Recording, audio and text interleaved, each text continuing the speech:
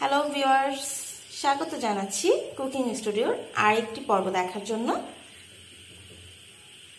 কাঁচা আমের আচারের মধ্যে সবচাইতে জনপ্রিয় হচ্ছে কাঁচা আমের কাশ্মীরি আচার।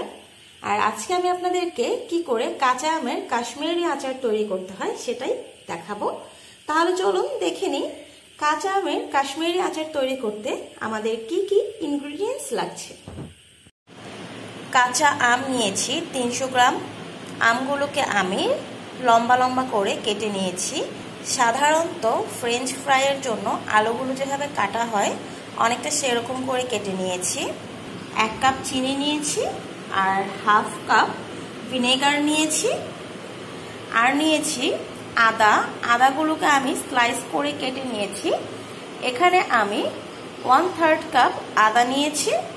আর নিয়েছি কিছু লাল শুকনা মরিচ। শুকনা মরিচের বিচিগুলো ফেলে মরিচগুলোকে আমি গোল গোল করে কেটে নিয়েছি। যতটা সম্ভব আমি এগুলোকে পাতলা করে কেটে নিয়েছি। তাহলে চলুন চলে যাই পরবর্তী পদ্ধতিতে। চুলায় একটা প্যান বসিয়ে দিয়েছি, প্যানটা গরম হয়ে গেছে। এবার আমি প্যানের মধ্যে দিয়ে দিচ্ছি সিরকা আর সেই সাথে দিয়ে দিচ্ছি চিনি।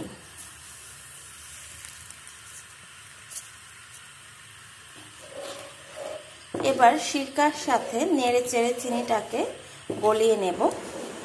আপনারা চাইলে সিরকার পরিমাণটা আরেকটু বাড়িয়ে অথবা কমিয়ে দিতে পারেন।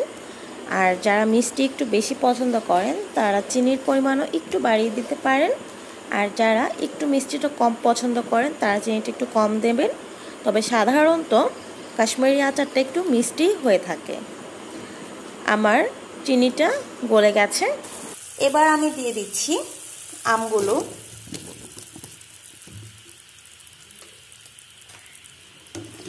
আমগুলোকে নেড়ে চেড়ে মিশিয়ে দিচ্ছি।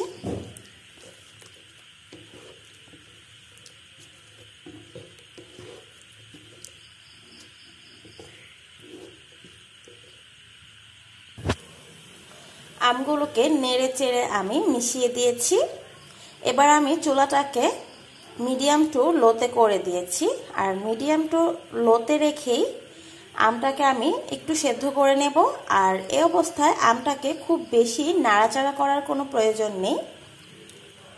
মাঝখানে শুধু 2-1 বার নেড়ে দিতে হবে যেন তলায় লেগে না যায়।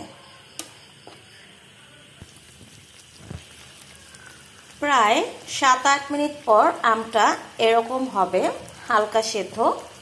এই পর্যায়ে আমি আমার আদা স্লাইসগুলো আর শুকনো মরিচগুলো সেই সাথে লবণ দিয়ে দিচ্ছি। লবণটা আমি আমার স্বাদ অনুসারে দিয়েছি, হালকা।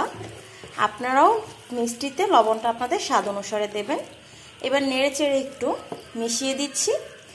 দিয়ে এটাকে আরও কিছুক্ষণ আমি চুলায় রাখবো, যতক্ষণ পর্যন্ত আমটা সম্পূর্ণ সেদ্ধ হয়ে না যায়।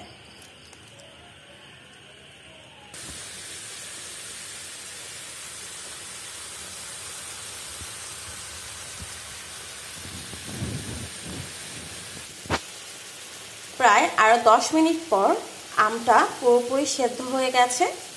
আর আমটা পুরোপুরি সেদ্ধ হয়ে গেলে চুলা থেকে নামিয়ে নিতে হবে। আর আমটা পুরোপুরি সিদ্ধ হয়েছে কিনা আপনারা একটা আমকে এরকমভাবে চেপে দেখতে পারেন, তাহলেই বুঝবেন যে আমটা সেদ্ধ হয়ে গেছে কিনা। আমার আমটা সম্পূর্ণ সেদ্ধ হয়ে গেছে, আমার আচারটা রেডি হয়ে গেছে। এবার আমি এটাকে চুলা থেকে নামিয়ে নিচ্ছি। তৈরি হয়ে গেছে আমার কাঁচা আমের কাশ্মীরি আচার।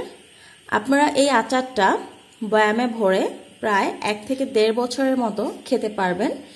আর বয়ামে ভরার আগে অবশ্যই মেক শিওর করবেন যে বয়ামটা ক্লিন অ্যান্ড ড্রাই।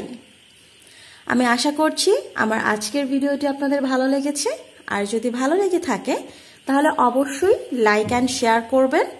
আর আমাকে সাপোর্ট করার জন্য আমার চ্যানেলটি প্লিজ সাবস্ক্রাইব করবেন।